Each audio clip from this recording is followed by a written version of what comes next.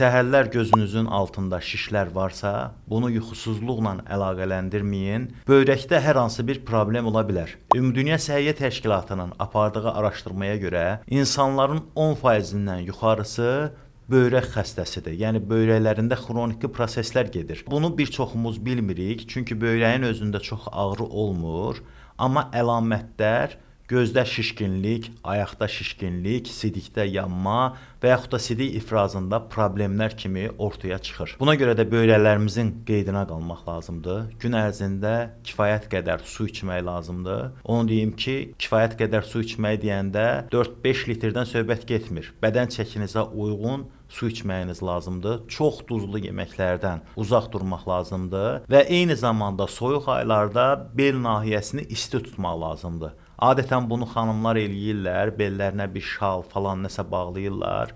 Kişilərdə isə buna diqqət etmirlər.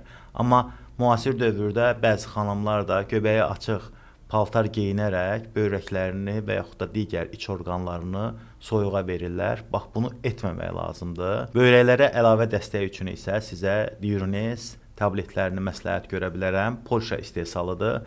Keyfiyyətindən əmin ola bilərsiniz. Dərman vasitəsi deyil, qida əlavəsidir.